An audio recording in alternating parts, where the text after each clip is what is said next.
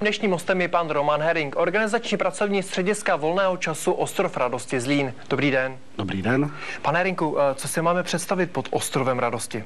Ostrov radosti je středisko volného času, je to organizační jednotka statutárního města Zlína a je zřízeno jako nízkoprahové zařízení pro uplatnění dětí, mládeže a v našem případě i toho našeho pracoviště i dospělých lidí, kteří se nedostávají do běžného proudu těch volnočasových aktivit. Jaké aktivity nabízíte?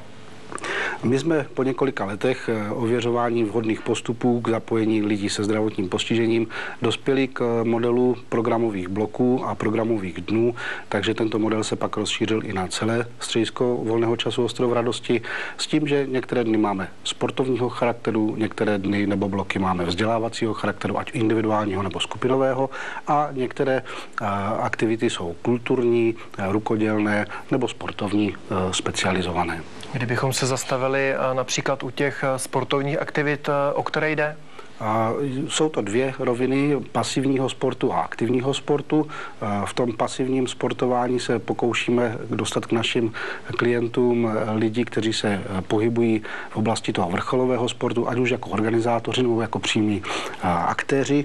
Takže jsme měli besedu o Barum Rally, měli jsme besedu s našimi významnými hokejisty a na druhé straně velmi intenzivně pracujeme na tom, aby lidé s postižením vnímali sport jako dobrou náplň svého života v okamžiku, kdy se nemohou uplatnit v jiných sférách. Jaké sporty třeba můžou lidé s některým tělesným postižením provádět? Já si myslím, že otázka má být jiná. Co by nemohli provádět? A od toho vlastně se celá ta naše činnost odvíjí, hledat takové úpravy běžných sportů, tak, aby se jim mohli lidé s postižením věnovat.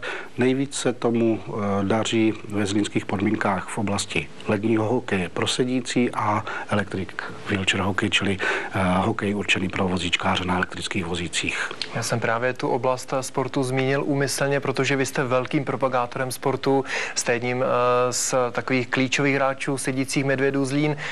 Pojďme k tomuto sportu. Jak se vám daří v této sezóně v tomto ročníku?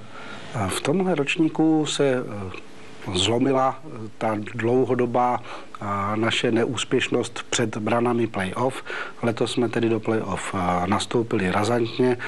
V první semifinálové sérii jsme zvítězili, takže jdeme do bojů o zlatou medaili. Kdo bude vaším soupeřem?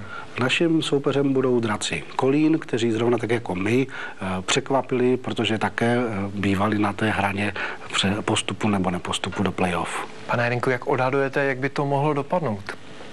Já myslím, že už v tomhle okamžiku oba dva týmy vyhráli, takže je úplně jedno, jestli bude zlato v Kolíně a stříbro ve Zlíně, nebo naopak. Pochopitelně větší radost bude, když bude zlato tady. Jaké jsou hrací termíny, kdyby se lidé mohli podívat na finálové boje sedících medvědů? Jediný hrací termín domácího zápasu, protože série se hraje na 2 vítězné zápasy s tím, že první zápas je u hůře postaveného týmu po základní části, což je Zlín, takže ten náš zápas bude 20. února. Pane Herringu, moc vám děkuji za návštěvu a za velmi zajímavé povídání. Děkuji.